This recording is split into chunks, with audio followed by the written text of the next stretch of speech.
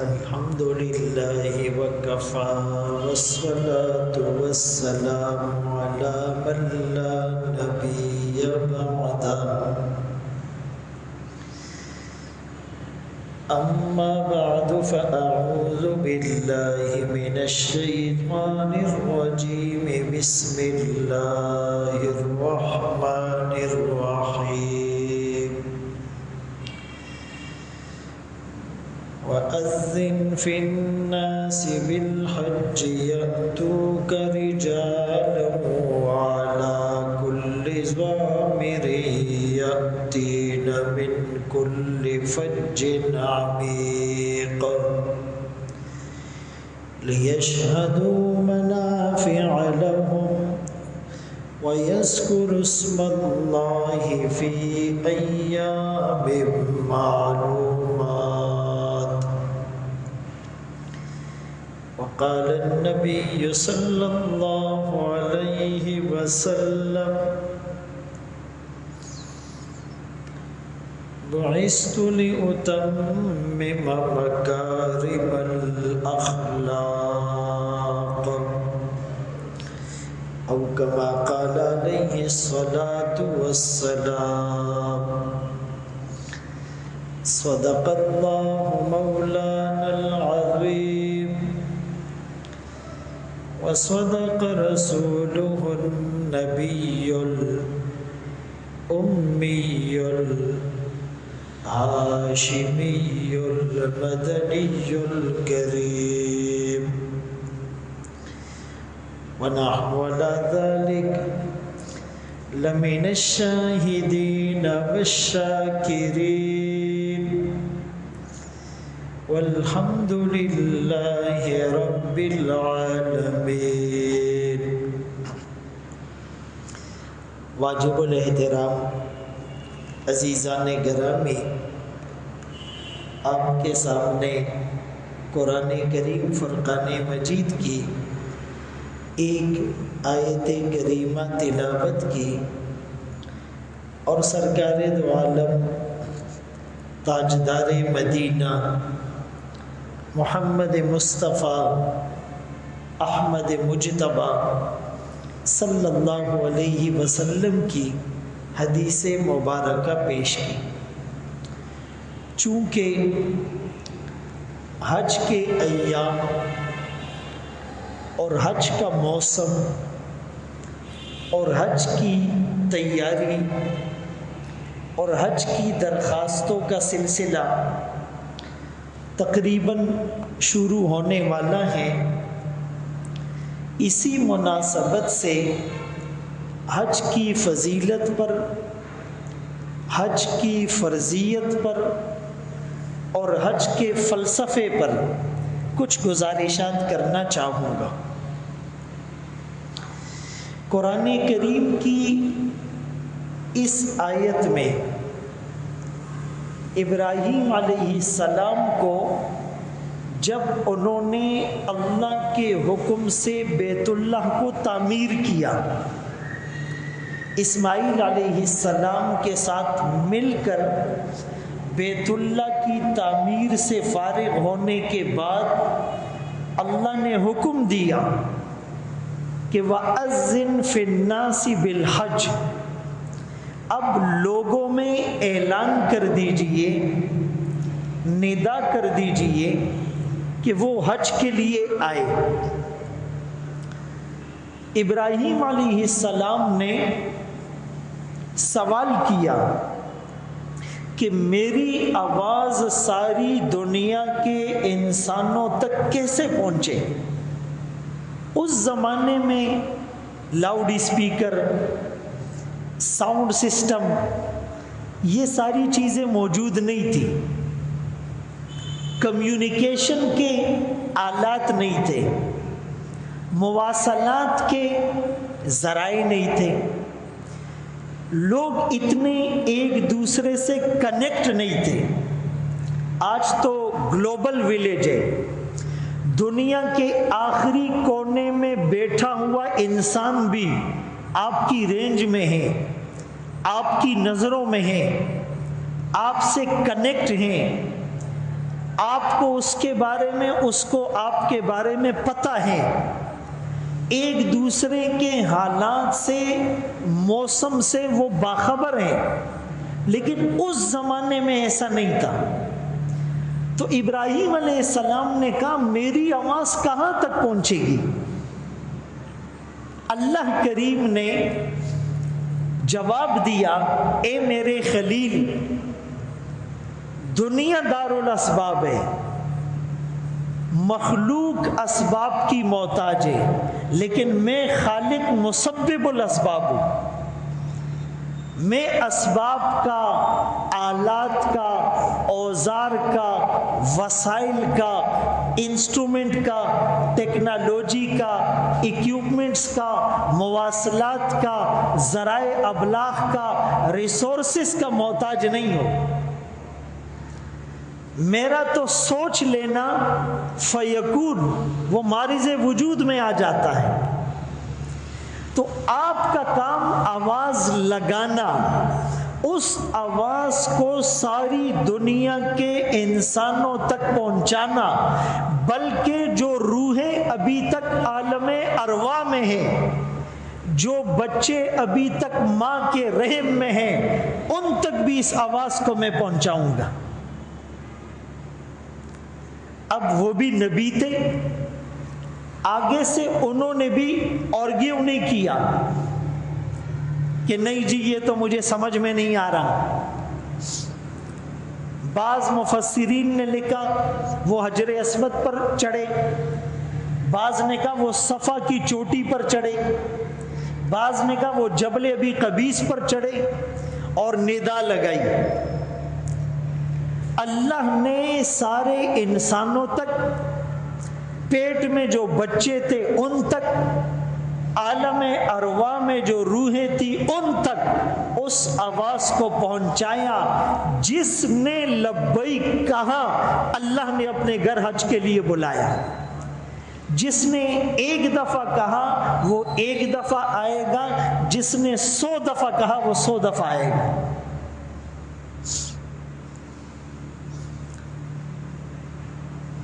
یہ جو آواز تھی بظاہر ابراہیم علیہ السلام کی تھی، لیکن حقیقت میں اللہ کی آواز تھی۔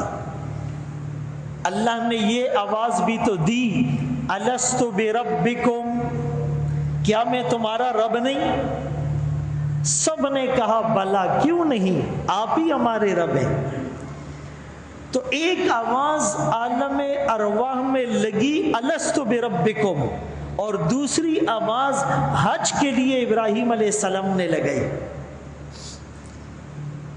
لوگ اس آواز کو سننے کے بعد پیدل، بعض نے رجال پیدل سے ترجمہ کیا، بعض نے مردوں سے کیا۔ عموماً حج کے لیے مرد زیادہ جاتے ہیں، ضمن میں عورتیں بھی آ گئی، یا یہ اشارہ بھی ہے کہ مرد پیدل جا سکتا ہے، عورت والا کل ضامر، وہ سواریوں پر سوار ہو کر جائے گی، کمزور ہے۔ اسی لیے کہا کہ عورتوں کا اور کمزوروں کا اور بوڑھوں کا جہاد حج ہے۔ اور بعض مفسرین نے اس سے استدلال کیا کہ پیدل حج کرنا افضل ہے، قرآن نے رجالن پہلے کہا، اور بعض نے کہا کہ رسول اللہ صلی اللہ علیہ وسلم نے سوار ہو کر حج کیا، اسی لیے سواری پر حج افضل ہے۔ لیکن بہرحال لوگ حج کے لیے آئیں گے، کوئی پیدل، کوئی سواریوں پر، کوئی قریب سے، عمیق کوئی دور سے۔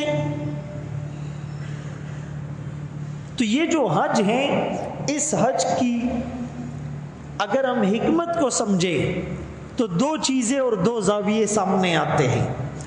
ایک تو حج ہے عشق و مستی کا سفر، اور دوسرا ہے حج موت ما قبل الموت، مرنے سے پہلے مرنے کا سفر۔ اگر عشق و مستی کا سفر ہو، آدمی کسی سے محبت کرتا ہے تو اس کو رام کرنے کے لیے، اس کو جال میں پھنسانے کے لیے پہلے زبان سے اس کی تعریفیں اور قصیدے پڑھتا ہے، کیا حسن ہے، کیا آنکھیں ہیں، کیا اسٹائل ہیں، کیا ادا ہے، کیا طرز ہیں۔ تو انسان اللہ کو خوش کرنے کے لیے زبان سے کلمہ پڑھتا ہے، لا الہ الا اللہ، سبحان اللہ، الحمدللہ، اللہ اکبر، سبحان اللہ و بحمدی، سبحان اللہ العظیم، سبحان اللہ و بحمدی، عدد خلقی و رضا نفسی و زنت عرشی و مداد کلماتی۔ پھر اگر محبوب زبانی باتوں سے راضی نہیں ہوتا تو آدمی اس کے سامنے ہاتھ جوڑتا ہے، سر جھکاتا ہے، گردن نیچی کرتا ہے، سرنڈر ہو جاتا ہے، سر تسلیم خم کرتا ہے۔ یہاں بھی اللہ کو مزید راضی کرنے کے لیے نماز کا فلسفہ ہے، ہاتھ باندھ لیے، نظریں جھکا لی، عاجزی کی تصویر بن گیا، رکوع میں جھک گیا، بات نہیں بنی، سجدے میں جھک گیا، ناک کو، پیشانی کو، ان مقدس اعضاء کو اللہ کے سامنے زمین پر ٹکا دیا، آنسو بہا دیے، تو اب اللہ راضی ہو جائیں گے۔ اگر محبوب اس سے بھی نہیں مانتا تو پھر لوگ اس کو منانے کے لیے پیسہ خرچ کرتے ہیں۔ زکوٰۃ کا کانسیپٹ یہ ہے کہ اب اللہ کی رضا کے لیے زکوٰۃ دی، صدقہ دیا، خیرات دی، مسجد بنائی، مدرسہ بنایا، ہاسپٹل بنایا، کنواں کھدوایا، راشن دیا، بھوکوں کو کھانا، پیاسوں کو پانی، بے لباس کو لباس، بے گھر کو گھر، لوگوں کی ضرورتوں کو پورا کیا، مقصد اللہ راضی ہو جائے۔ اگر اس سے بھی بات نہیں بنتی تو چوتھے اسٹیج میں جو عاشق ہوتا ہے وہ کھانا پینا چھوڑ دیتا ہے، دل اس کا بند ہو جاتا ہے، اندر کا روگ اس کو کچھ کھانے پینے نہیں دیتا، اس کو پتہ ہی نہیں ہوتا کسی چیز کا۔ یہ فلسفہ روزے میں ہے، اللہ تو راضی ہو جا، ہم بھوک برداشت کر لیں گے، ہم پیاس برداشت کر لیں گے، ہم جائز خواہشات سے بھی اپنے آپ کو روک لیں گے، آپ راضی ہو جائیں۔ اگر بات اس سے نہیں بنتی، آخر میں دنیا کا مجازی عاشق مجازی محبت کی خاطر کیا کرتا ہے؟ دیوانہ ہو جاتا ہے، مستانہ ہو جاتا ہے، مجنون ہو جاتا ہے، پاگل ہو جاتا ہے، اور وہ اپنے گھر کو چھوڑ دیتا ہے، بیوی بچوں کو چھوڑ دیتا ہے، ماں باپ کو چھوڑ دیتا ہے، رشتہ دار اور برادری کو چھوڑ دیتا ہے، دوستوں کو چھوڑ دیتا ہے۔ یہاں بھی اللہ کو راضی کرنے کے لیے جب حج کے لیے انسان نکلتا ہے، لباس اتار دیا، ٹوپی پگڑی اتار دی، گھڑی اور جوتے اتار دیے، بیوی بچوں کو چھوڑ دیا، ماں باپ کو چھوڑ دیا، گھر اور گھر کے بستر کو چھوڑ دیا، دوست اور برادری کو چھوڑ دیا، اب وہاں پر اللہ کو منانے کے لیے جاتا ہے، کبھی مینا میں تو کبھی عرفات میں، کبھی مکے میں تو کبھی مدینے میں، احرام کفن نما چادریں پہن کر، کھانا ملا تو بھی ٹھیک، نہیں ملا تو بھی ٹھیک، اور کبھی فٹ پاتھ پر سوتا ہے اور دھوپ کو برداشت کرتا ہے۔ یہ کلندرانہ، یہ عاشقانہ، یہ ہمدردانہ، یہ محسنانہ، یہ والہانہ، یہ محبانہ، یہ مخلصانہ، یہ عاجزانہ، یہ دردمندانہ، اس محبت کے ساتھ، یعنی جو آخری اسٹیج ہوتا ہے، جو ڈسینڈنگ پوائنٹ ہوتا ہے، جو بالکل پیک پر آدمی جاتا ہے اللہ کو منانے کے لیے، وہ عبادت حج کی عبادت ہے۔ تو یہ تو ہیں اگر آپ حج کو عشق و مستی کا سفر کہیں۔ عشق اور مستی میں آدمی ساری باؤنڈریز پار کر جاتا ہے، ساری حدیں کراس کر جاتا ہے، ساری لیمٹس کو ختم کر دیتا ہے، کوئی رکاوٹ پھر سامنے نہیں آتی۔ اور آوازوں کی بات ہے، ابراہیم علیہ السلام نے آواز لگائی، لوحوں نے، روحوں نے، ماں کے پیٹ میں عالم ارواح میں، گاؤں میں، قریے میں، بستی میں، شہر میں، جنگل میں، چھوٹے نے، بڑے نے، مرد نے، عورت نے اس وقت جو لبیک کہا تھا، اس لبیک کو آج پریکٹس میں لانے کے لیے جب حاجی وہاں جاتا ہے تو کیا کہتا ہے؟ لبیک اللہم لبیک لبیک لا شریک لک لبیک ان الحمد والنعمت لک والملک لا شریک لک۔ لاکھوں انسان، مرد بھی، عورتیں بھی، بچے بھی، بوڑھے بھی، جوان بھی، عالم بھی، مفتی بھی، مجاہد بھی، مبلغ بھی، نمازی بھی، ڈاکٹر بھی، انجینئر بھی، بادشاہ بھی، وزیر بھی، مشیر بھی، فقیر بھی، سب جب یہ نعرہ مستانہ لگاتے ہیں اور یہ تلبیہ، یہ آواز اوپر جاتی ہے، اللہ عذاب کو ٹال دیتے ہیں اور اللہ فرشتوں کو کہتے ہیں دیکھو یہی وہ میرے بندے ہیں جن کی خلقت پر آپ نے اعتراض کیا تھا۔ تو اس فلسفے کے ساتھ ہم حج کو کریں، ہم عمرے پر جائیں، زندگی تبدیل ہو جائے۔ لوگوں نے 8-10 حج کیے، ان کو پتہ ہی نہیں ہے حج کیا ہے، فلسفہ کیا ہے، احکام کیا ہے، مقصد کیا ہے، ملا کیا، لیا کیا، کچھ پتہ نہیں۔ اللہ اکبر کے بھی تو یہ تو عشق و مستی کا سفر ہو گیا۔ اور دوسرا جو میں نے پیراڈائم اور زاویہ بتایا کہ مرنے سے پہلے مر جانا، بھئی مرنا تو سب نے ہے، جب مریں گے تو کیا ہوگا؟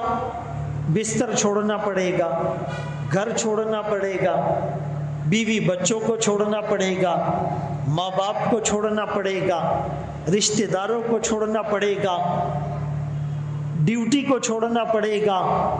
حج میں بھی تو یہی ہو رہا ہے۔ پھر مرنے کے بعد کفن پہنایا جائے گا یا احرام پہنایا جا رہا ہے؟ مرنے کے بعد گھڑی اتر گئی، جوتے اتر گئے، پگڑی اتر گئی۔ حج میں بھی تو یہی ہو رہا ہے۔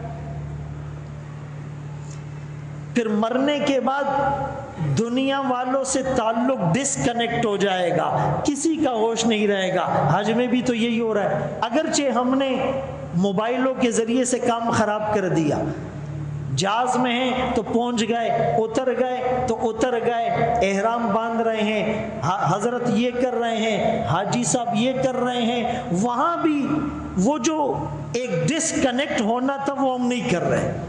یہاں تک کہ لوگ بیت اللہ میں جا کر بھی اس گھر کو دیکھنے کے بجائے، طواف کو دیکھنے کے بجائے، رونے کے بجائے تصویریں اور ویڈیو بنا رہے ہیں۔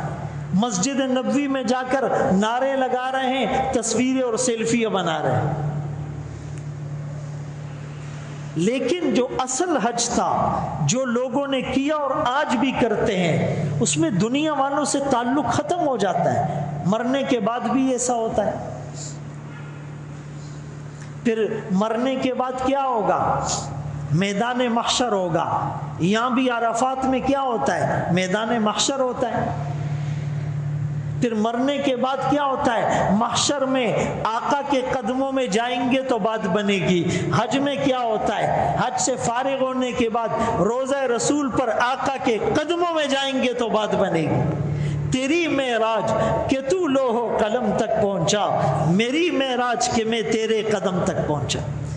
تو مرنے کے بعد جو ہوگا، مرنے سے پہلے اس کی پریکٹس ہو رہی ہے۔ اسی لیے ابراہیم علیہ السلام کو اللہ نے حکم دیا میرا گھر بناؤ۔ گھر بنانے کے بعد کا آواز لگاؤ۔ گھر بنانے میں حکمت کیا تھی؟ اللہ تو ہر جگہ ہے، لیکن جب کوئی کسی کا دل توڑتا ہے، دل دکھاتا ہے، ندامت ہوتی ہے، پچھتاوا ہوتا ہے، افسوس ہوتا ہے، تو پھر وہ چاہتا ہے میں اس کے گھر جا کر معافی مانگوں، میں اس کی چوکھٹ پر جا کر پڑ جاؤں، میں اس کی دہلیز میں جا کر ماتھے کو ٹکا دوں۔ اور جتنا بھی بڑا دشمن ہوتا ہے، جب وہ آپ کے گھر پر آتا ہے اور آپ کے دروازے پر آتا ہے، آپ کا دل نرم ہو جاتا ہے، آپ کہتے ہیں یار بس کورا پوری رالے گھر تک آ گیا، اب اس کو کیا میں معاف نہیں کروں، آدمی معاف کر دیتا ہے۔ تو یہاں بھی اللہ کے اس گھر اس نیت کے ساتھ جانا، اللہ بہت ناراض کیا آپ کو، بہت احکامات توڑے آپ کے، بہت سنتیں چھوٹ گئی آپ کے حبیب کی، اے اللہ بہت ہم نے آپ کو ناراض کیا، لیکن اب ہم آپ کے گھر آ گئے ہیں، اعتکاف میں بھی آپ کی دہلیز پر آ گئے ہیں، آپ کی چوکھٹ کو پکڑ لیا ہے، تو اللہ ضرور معاف کرتے ہیں۔ اور پھر جب آدمی طواف کرتا ہے، 7 چکر لگاتا ہے، ایک بزرگ سے کسی نے پوچھا یہ چکر لگانے میں کیا حکمت ہے؟ انہوں نے اپنے انداز سے کہا تم واشنگ مشین میں کپڑے دھوتے ہو، وہ گھومتی ہے، وہ چکر لگاتی ہے، جتنے چکر لگتے ہیں میل صاف ہوتا ہے، کپڑا پاک ہوتا ہے، اللہ کے گھر کا چکر لگاؤ، دل کا میل صاف ہوگا، دل کا میل ختم ہوگا، دل کی حسرتیں اور کدورتیں ختم ہوگی۔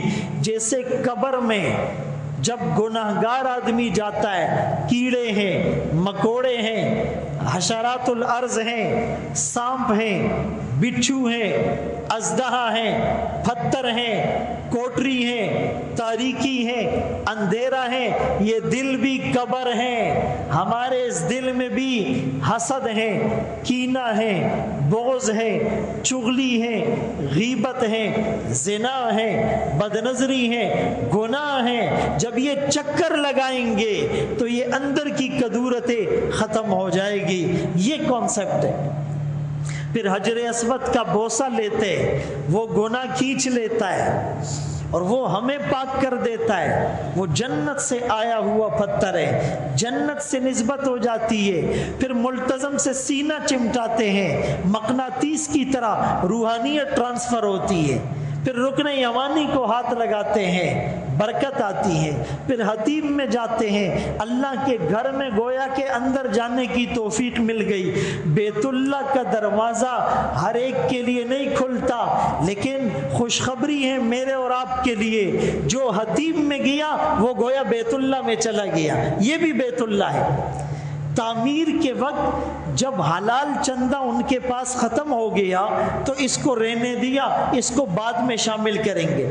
بعد میں آقا نے کہا میرا جی تو چاہتا ہے اس کو شامل کروں، لیکن لوگ کہیں گے یہ پہلے بیت اللہ میں نہیں تھا اب ہو گیا، لوگوں کو ہسٹری کا پتہ نہیں، لوگ کنفیوژن کا شکار ہو جائیں گے، اس لیے رہنے دیا۔ اس میں حکمت یہ تھی، آج غریب آدمی حتیم میں جاتا ہے گویا اللہ کے گھر میں چلا گیا۔ پھر مقام ابراہیم، پھر زمزم کا پانی پیتا ہے، اندر صفائی ہو جاتی ہے، صفا مروہ کی سعی اور چکر لگاتا ہے، قربانی کرتا ہے، میدان عرفات میں جاتا ہے، جبل رحمت پہ جاتا ہے، مشعر حرام پہ جاتا ہے، مزدلفہ جاتا ہے، شیطان کو کنکر مارتا ہے، بال صاف کرتا ہے۔ تو یہ سارا ایک پروسیس ہے کہ انسان جس کا حج قبول ہو جائے وہ گناہوں سے ایسے پاک ہوتا ہے جس دن ماں کے پیٹ سے باہر آیا تھا، گناہوں سے پاک تھا، اللہ ایسے گناہوں سے پاک کر دیتے۔ اسی لیے اپنا علاج کروایا جائے۔ بھائی ایک آدمی بیمار ہو گیا، فوراً ڈاکٹر کے پاس جاتا ہے، انجیکشن لگتا ہے، کسی کو ٹیبلٹ ملتی ہے، کسی کو سیرپ ملتا ہے، ٹھیک ہو جاتا ہے۔ لیکن ایک آدمی تھوڑا بیمار ہو علاج نہیں کرتا، زیادہ بیمار ہو جائے گا پھر بھی علاج نہیں کرتا، کریٹیکل کنڈیشن سیریس ہو جائے گا پھر اس کو ایمرجنسی میں لے جائیں گے، پھر اس کو ایمرجنسی میں چیر پھاڑ کرنی ہوگی، ڈرپ لگانی ہوگی، سیزر کرنا ہوگا، کاٹ پیٹ کرنی ہوگی۔ تو اگر ہم پہلے سے اپنا علاج ٹائم ٹو ٹائم کرائیں گے تو قبر میں چیر پھاڑ نہیں ہوگی، ایمرجنسی ڈرپیں نہیں لگے گی۔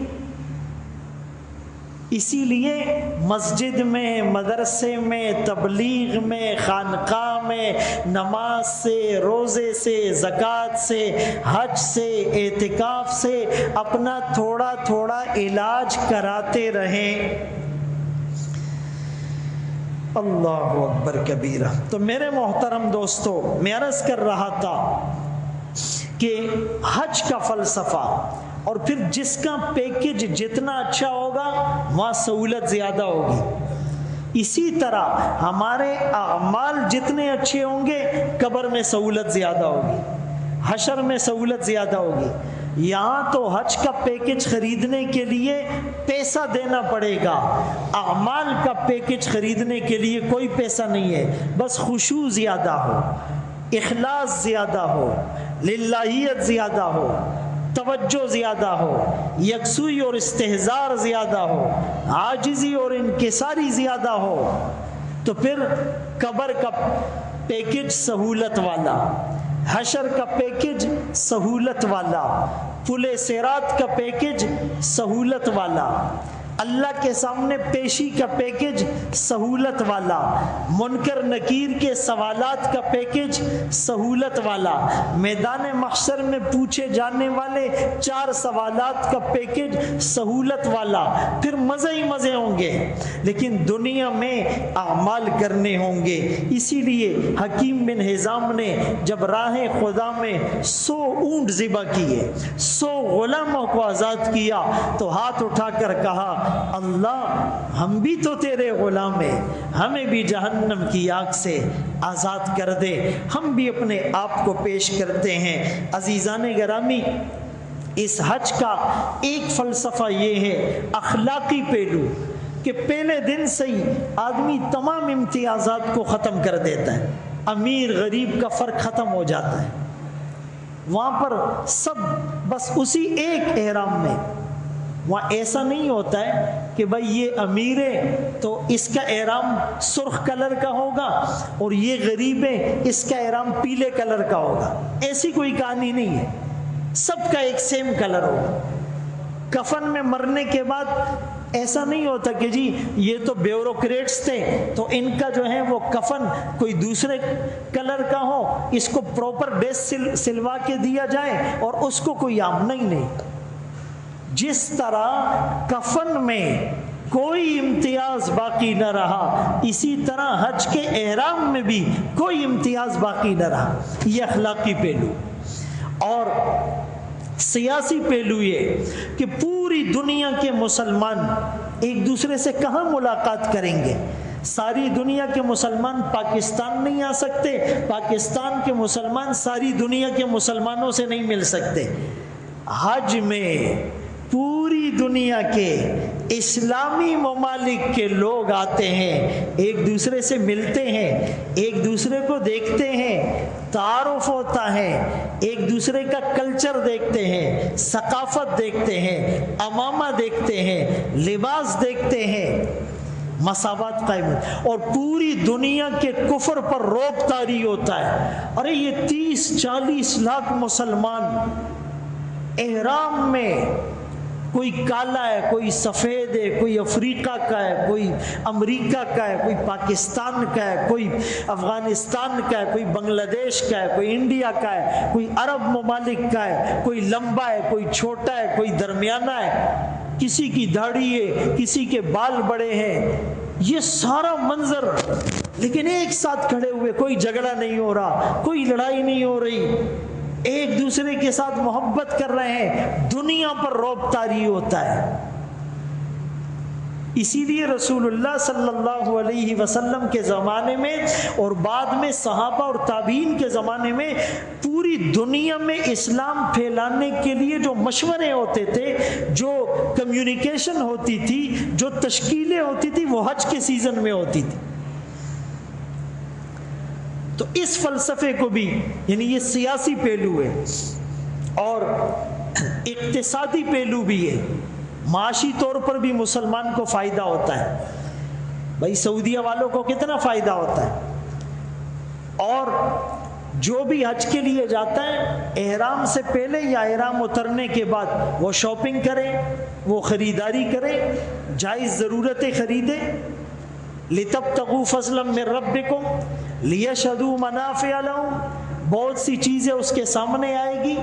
تو یہ ساری حکمتیں اللہ نے اس حج میں رکھی ہیں، تو وہ مسلمان جن کے پاس اتنا مال ہو کہ وہ حج کر سکیں اور جا بھی سکے، آ بھی سکے، اور اس دوران گھر والوں کے لیے خرچہ چھوڑ دے، ان پر زندگی میں ایک بار حج کرنا فرض ہے۔ وَلِلَّهِ عَلَى النَّاسِ حِجُّ الْبَيْتِ مَنِ اسْتَطَاعَ إِلَيْهِ سَبِيلًا، اگر کوئی اس کے باوجود بھی حج نہیں کرے، پیسہ ہے، دشمن کا خوف بھی نہیں ہے، راستہ بھی پرامن ہے، گھر والوں کے لیے خرچہ بھی ہے، صحت بھی ہے، پھر بھی سستی کی وجہ سے حج نہیں کر سکا اور نہیں کرتا، فرمایا کہ پھر آقا کو کوئی پرواہ نہیں، وہ یہودی ہو کر مرے، عیسائی ہو کر مرے۔ اب بتائیں کتنے لوگوں نے سستی میں اب تک حج نہیں کیا، کہتے جی حج مہنگا ہو گیا۔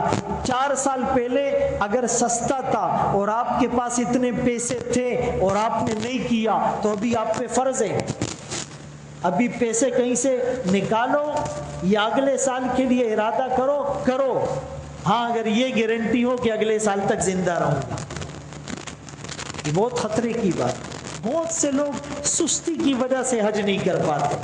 اسی لیے ان دنوں میں درخواستوں کا سلسلہ شروع تقریباً ہونے والا ہے، پرائیویٹ بھی ہیں، گورنمنٹ بھی ہیں، اور فرمائے جو حج اور عمرے کرے گا اللہ اس کا فقر ختم کر دے گا۔ بظاہر تو لگتا ہے غریب ہو جائے گا، اللہ فرماتے نہیں، اس کی غربت ختم ہوگی، مال میں برکت آئے گی، اللہ اور دے گا۔